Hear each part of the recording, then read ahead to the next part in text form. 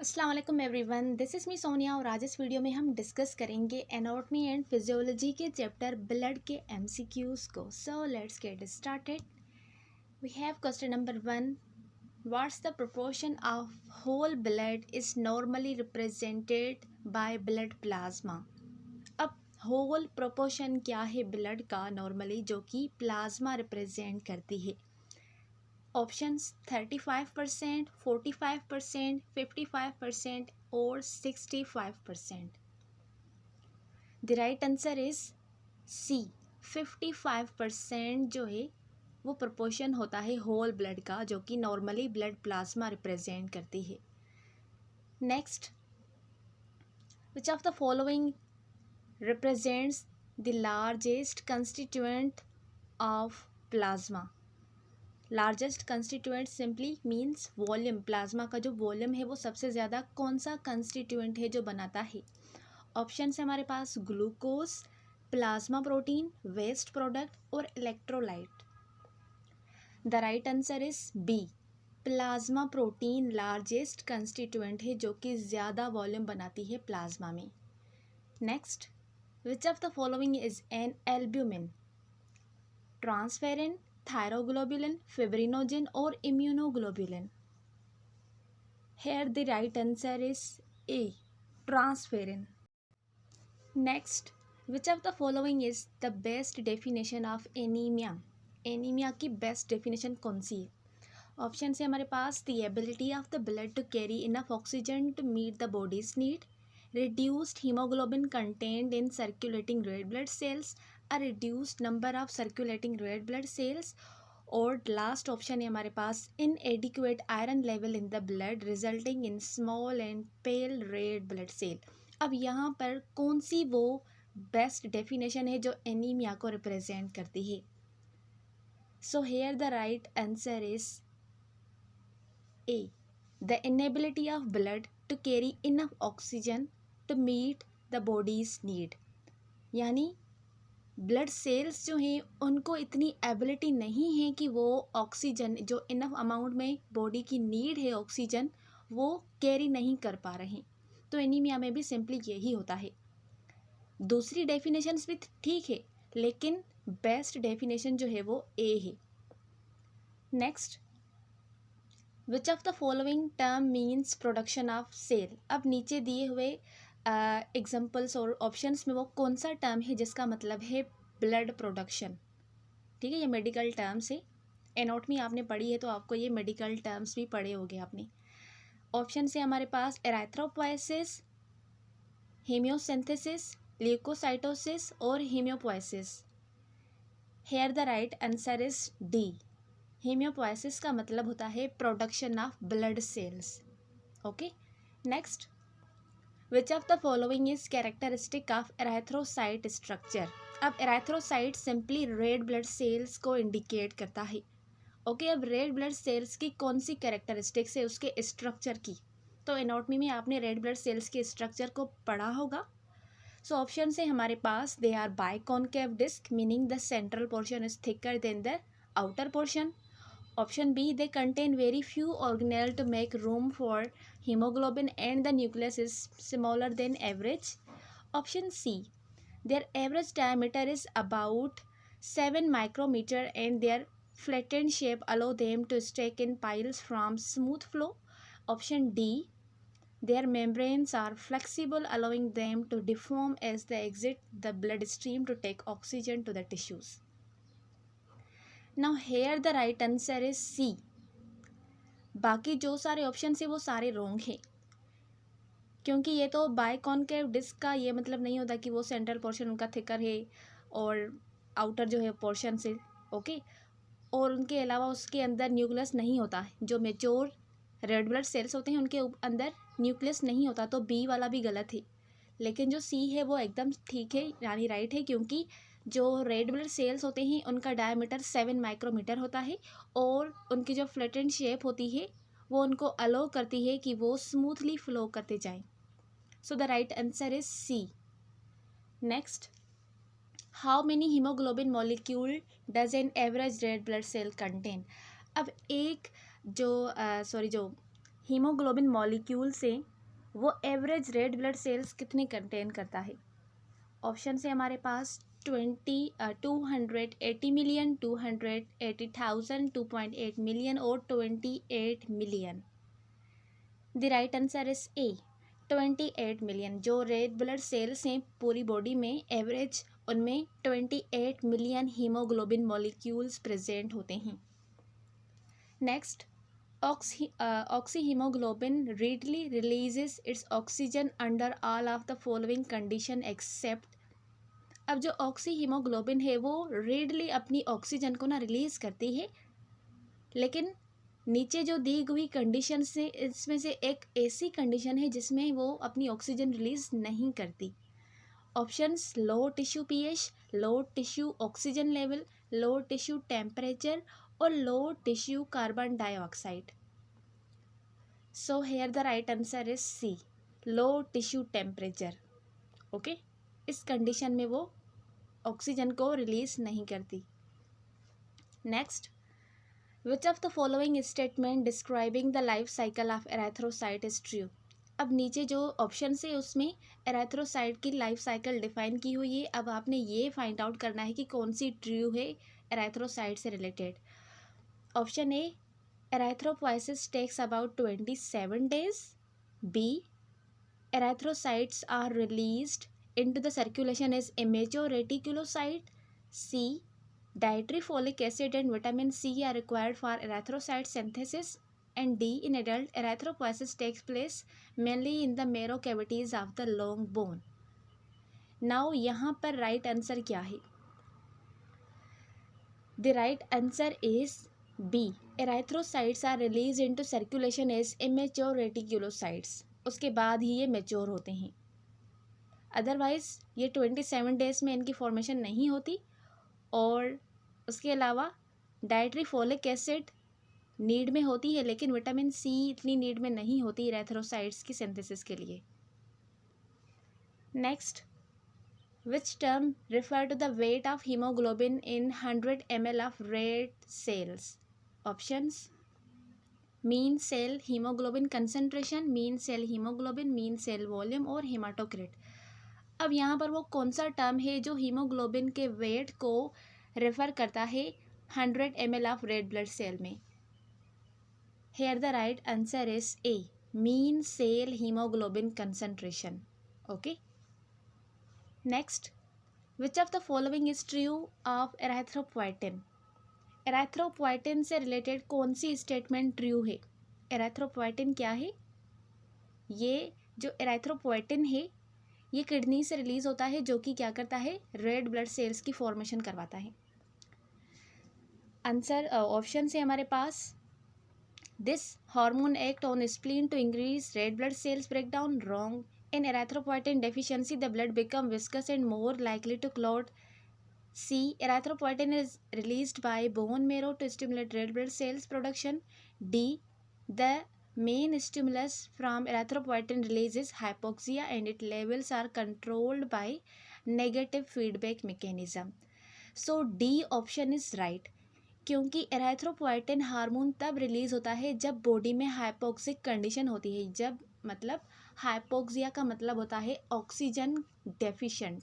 जब बॉडी में oxygen deficient हो जाती है तो उस दौरान नेगेटिव फीडबैक मैकेनिज्म की मदद से एरेथ्रोपोइटिन हार्मोन किडनी से रिलीज होता है, जो कि रेड ब्लड सेल्स की प्रोडक्शन करवाता है। Next, question number 12, in the blood of someone with blood group O. Options, erythrocyte display O type antigen and there are anti-A and anti-B antibodies in the plasma. B, erythrocyte displays A and B antigen and there are no anti-A nor anti-B antibodies in the plasma। Erythrocytes display neither A nor B type antigen and there are anti-A and anti-B antibodies in the plasma। D, erythrocyte display O type antigen and there are no anti-A and or nor anti-B antibodies in the plasma।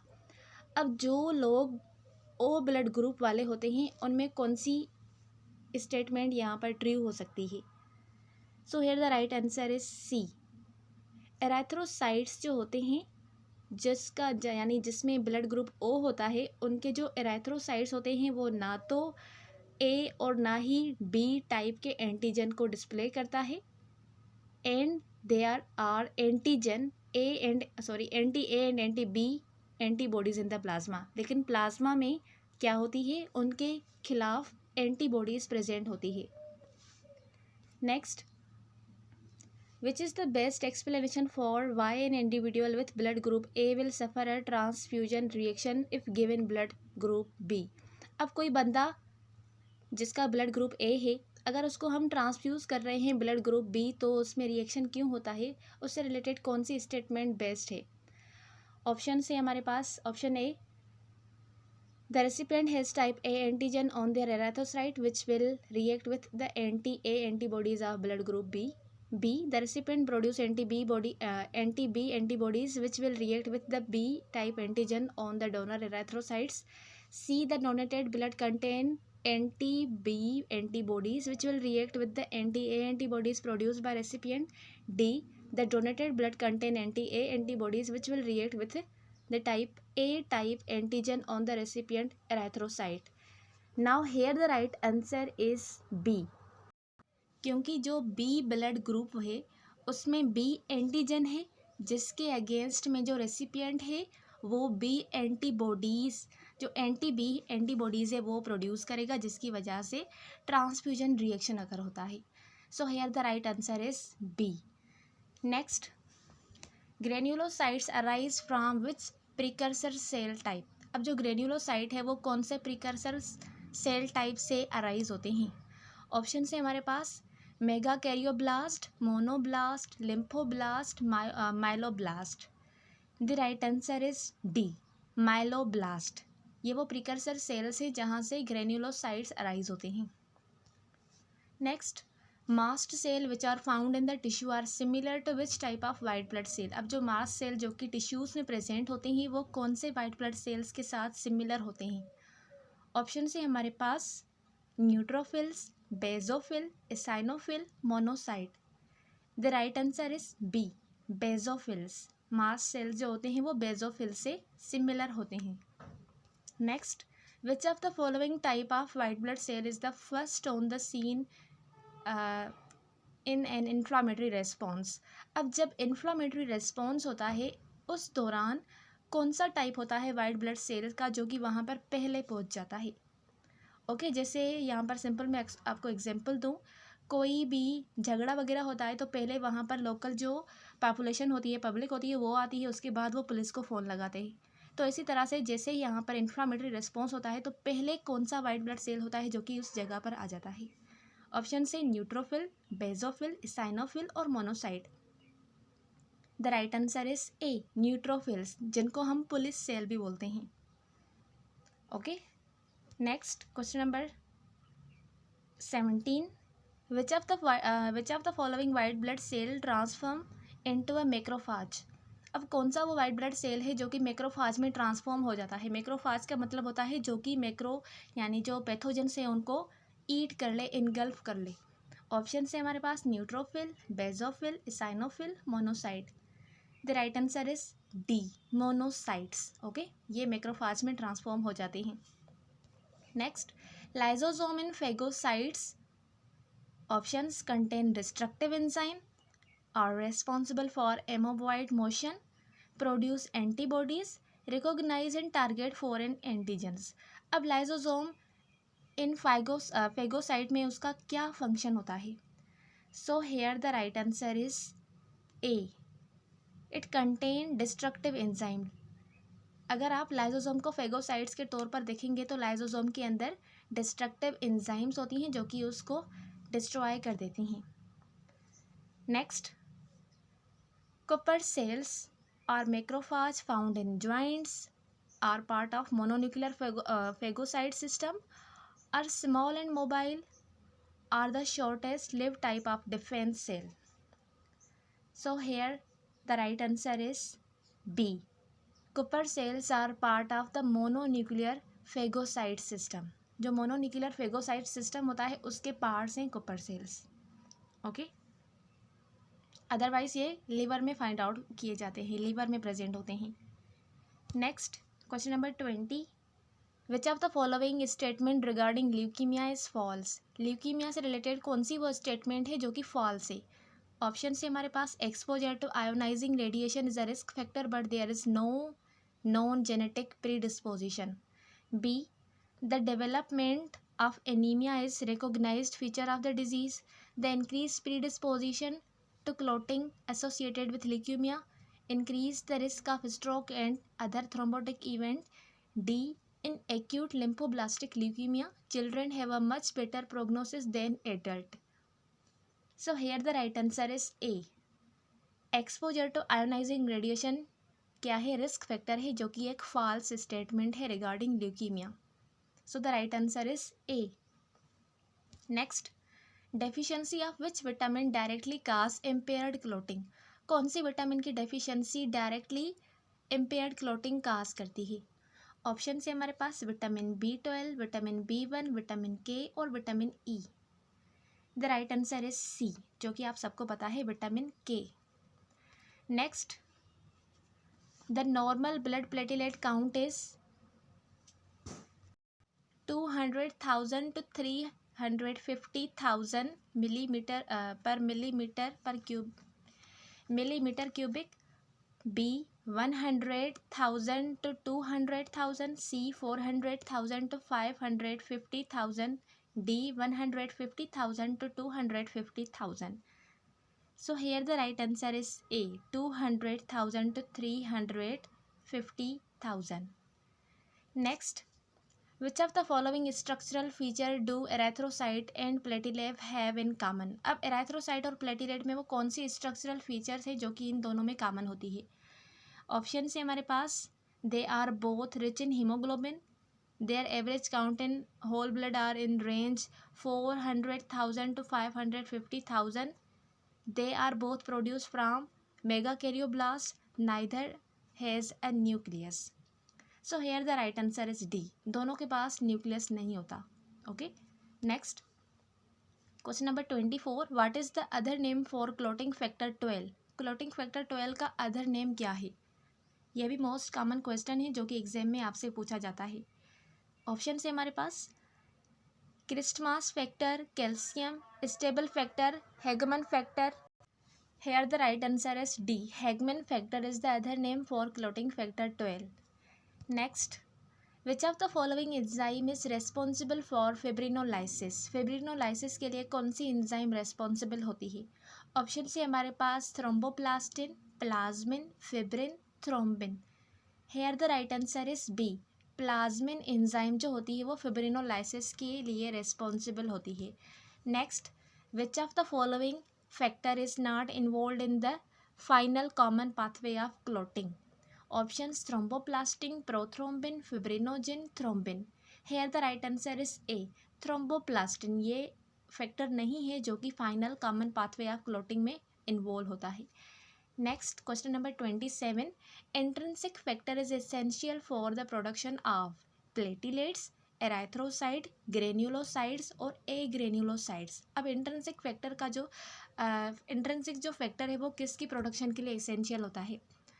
So the right answer is B, red blood cells यानी erythrocytes की production के लिए intrinsic factor essential होता है.